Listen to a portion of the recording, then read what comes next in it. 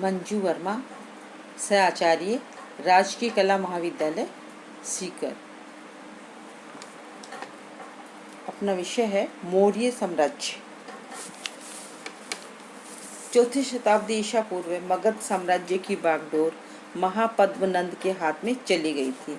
महापद्मनंद के उत्तराधिकारियों के समय भारत की राजनीतिक स्थिति में जो परिवर्तन हुआ उसे स्वतंत्र अर्ध स्वतंत्र गणराज्यों का अंत हो गया। वह यूनानी शासन व्यवस्था लागू हो गई जिसका चंद्रगुप्त मौर्य ने लाभ उठाया। यूनानी शासन के विरुद्ध विद्रोह की अग्नि भड़क उठी। कालांतर में उसने भारत के बहुत बड़े भूभाग को अधिकृत कर मौर्य साम्राज्य की आधारशिला रखी तथा भारत को सर्वप्रथम राजनीतिक एकता प्रदान की। टॉपिक है मौर्य साम्राज्य का ऐतिहासिक महत्व। मौर्य वंश की स्थापना से पूर्व भारतीय इतिहास कालक्रम अत्यंत अस्पष्ट एवं विवादास्पद था, जो मौर्य वंश की स्थापना के बाद से एक निश्चित इतिहास कालक्रम की ओर अग्रसर होने लगा। पौराणिक कथाओं के स्थान पर ऐतिहासिक व्रत का रूप धारण कर लेता है, क्योंकि यूनानी ग्रंथों से सिकंदर के भारत आक्रमण की तिथि ज्ञात हो जाती है। दूसरा महत्व, मौर्य शासकों के विदेशों से संबंध, जो मौर्यों ने विदेशी शासकों के साथ कूटनीतिक व राजनीतिक संबंध स्थापित किए। इसके अतिरिक्त मौर्य साम्राज्य की स्थापना का महत्व भारतीय क्षेत्रों से विदेशी सत्ता को उखाड़ फेंकने तथा भारत को राजनीतिक एकता प्रदान करने में है। सर्वाधिक महत्व इस बात में है कि मौर्य साम्राज्य के अंतर्गत भारतीय साम्राज्य को हिंदू कुश पर्वत के रूप में उनकी प्राकृतिक सीमा प्राप्त हुई और चंद्रगुप्त मौर्य को इस दृष्टिकोण से प्रथम ऐतिहासिक सम्राट माना जा सकता है। अगला टॉपिक है चंद्रगुप्त मौर्य। चंद्रगुप्त मौर्य का प्रारंभिक जीवन अंधकार में है। यूनानी व भारतीय लेखकों ने चंद्रगुप्त मौर्य के लिए विभिन्न नामों का उपयोग किया है। इसे सेंड्रोकोटस व मुद्रा राक्षस में चंद्रश्री, प्रियदर्शन, वर्षल आदि शब्दों का प्रयोग किया है। इसकी वंशोत्पत्ति के संबंध में भी अनेक साक्ष्य स्पष्ट ही मिलते हैं। जाति के संबंध में प्रचलित दो मत हैं, वह शूद्र था और दूसरा वह क्षत्रिय ब्राह्मण। साहित्य पहले मत का समर्थन करता है, जबकि अन्य साक्ष्य दूसरा मत का समर्थन करते हैं। 18वीं शताब्दी में विष्णु पुराण पर टीका लिखने वाले श्रीधर स्वामी ने चंद्रगुप्त मौर्य को नंद वंश की उपपत्नी मूरा का पुत्र बतलाया और मूरा से उत्पन्न होने के कारण वह मौर्य कहलाया। कुछ विद्वानों का मानना है कि चंद्रगुप्त क्षत्रिय राजवंश का था, परंतु उसके जन्म के समय उसका वंश राजत्व खो चुका था। बौद्ध ग्रंथ चंद्रगुप्त मौर्य को राजवंशीय क्षत्रिय बतलाते हैं, जिसमें ब्राह्मण ग्रंथों की भांति परस्पर विरोधी बातों का उल्लेख मिलता है और बौद्ध ग्रंथ ब्राह्मण ग्रंथों से अधिक प्राचीन भी हैं, अतः विश्वसनीय माने जा सकते हैं। यूनानी लेखक जस्टी ने चंद्रगुप्त मौर्य की वंशोत्पत्ति के संबंध में लिखा है कि वह निम्न स्तरीय अवस्था में उत्पन्न हुआ था। कौटिल्य ने लिखा है कि उच्च कुल में उत्पन्न राजा, चाहे वह दुर्बल ही क्यों न हो, नीच कुल में पैदा हुए प्रचलन राजा से भी श्रेष्ठ है। चाणक्य यानी कौटिल्य ने शूद्रवंशीय नंदों का विनाश किया तथा तब तक चंद्रगुप्त मौर्य को मगध के सिंहासन पर कैसे बिठाया जा सकता था यदि वह शूद्र होता। प्रारंभिक जीवन। चंद्रगुप्त की प्रारंभिक जीवनी के बारे में भी हमें बहुत कम जानकारी प्राप्त होती है। जो एक युग पुरुष व सार्वभौम सम्राट था। मुद्रा राक्षस के टीकाकार ढूंढीराज ने उसके बारे में लिखा है कि स्वार्थ सिद्धि राजा के सुनंदा रानी के 9 पुत्र हुए जो नवनंद कहलाए और मूरा से एक पुत्र हुआ जो मौर्य कहलाया, जिसके 160 पुत्र जिसके 100 पुत्र जिनमें सबसे अधिक प्रतिभाशाली चंद्रगुप्त था। नवनंदों ने मौर्य के 99 पुत्रों को किसी न किसी प्रकार से मरवा डाला, परंतु चंद्रगुप्त बच गया, जिसकी कालांतर में चाणक्य नामक ब्राह्मण से मैत्री हो गई, जो नीति शास्त्र, दंड नीति व समस्त विधाओं का ज्ञाता था, परंतु वह महाक्रोधी भी था। चाणक्य की किसी बात पर नंदों से अनबन हो गई और उसने नंदों का विनाश करके चंद्रगुप्त को मगध के सिंहासन पर बैठाया। चाणक्यों के जन्म के बारे में भी हमें अधिक जानकारी नहीं है। महावंश टीका के अनुसार चाणक्य का जन्म तक्षशिला के एक ब्राह्मण परिवार में हुआ। बचपन में पिता की मृत्यु हो गई। चाणक्य कुशाग्र बुद्धि का था। उसने शीघ्र ही वैदिक साहित्य, शास्त्र संचालन, मंत्र विद्या एवं नीति शास्त्र में दक्षता प्राप्त कर ली। चंद्रगुप्त और चाणक्य के योग के बाद विवादास्पद प्रश्न यह था कि विजय अभियान की शुरुआत कहाँ से की।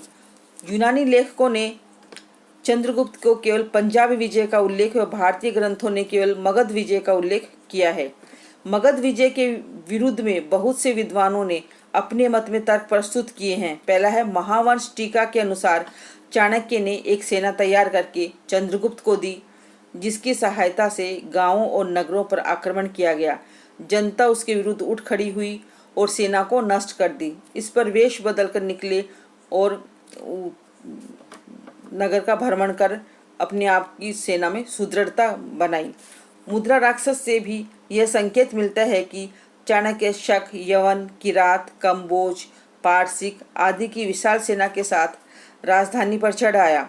इससे स्पष्ट है कि चाणक्य और चंद्रगुप्त की सेना में पश्चिमोत्तर जातियों के लोग भी सम्मिलित थे, परंतु यदि पंजाब पर उनका अधिकार न हुआ होता तो वे इस सेना का संगठन नहीं कर पाते। अतः यह अनुमान है कि इन लोगों ने पहले पंजाब जीता, फिर एक नई सेना के साथ में मगध को जीता। दूसरा, यूनानी लेखकों से स्पष्ट होता है कि पहले पंजाब जीता।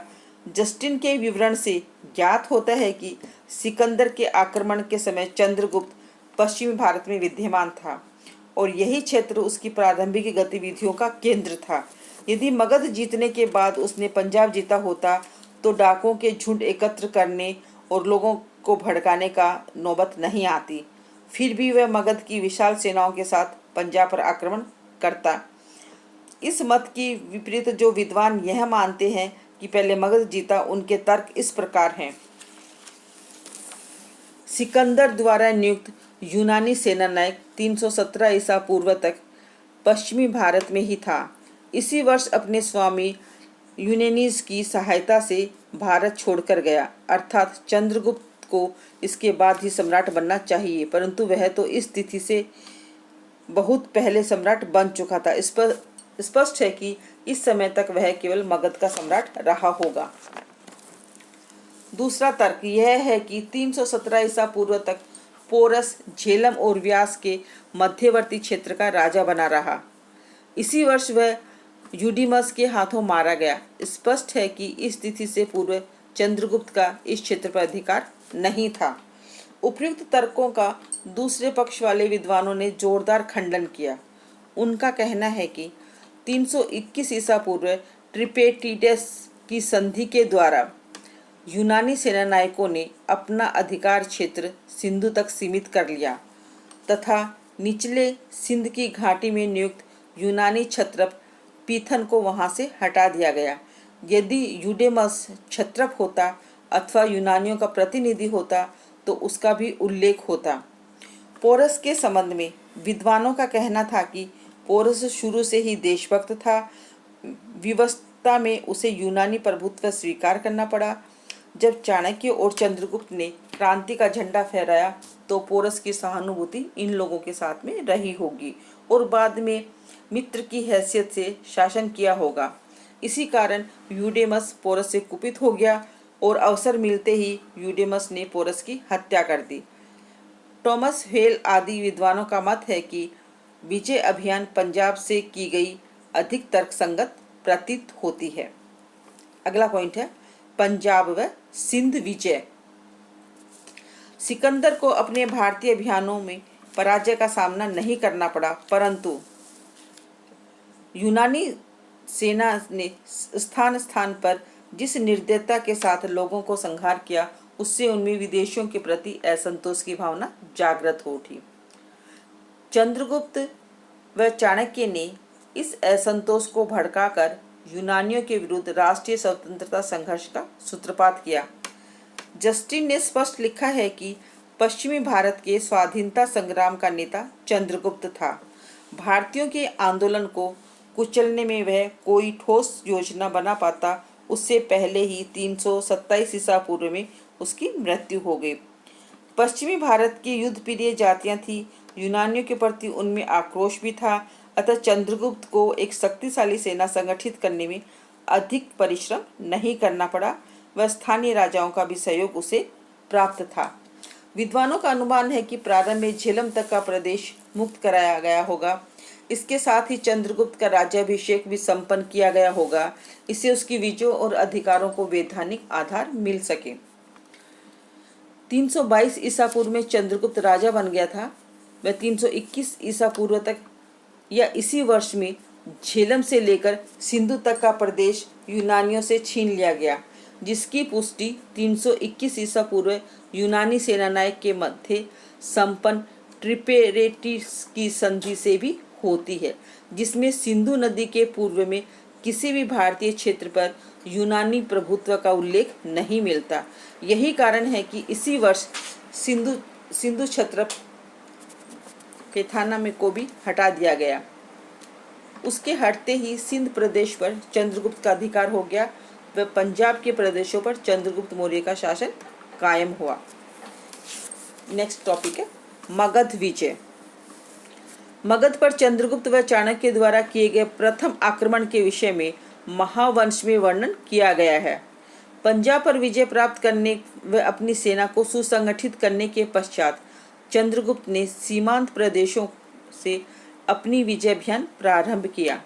जैसे जैसे वह प्रदेशों पर विजय प्राप्त करता जाता, वैसे वैसे वह अपनी सेनाएं भी नियुक्त करता जाता। इस प्रकार सही रणनीति को अपनाकर उसने मगध पर आक्रमण किया। चंद्रगुप्त व मगध के शासक घनानंद के मध्य अत्यंत भीषण युद्ध हुआ।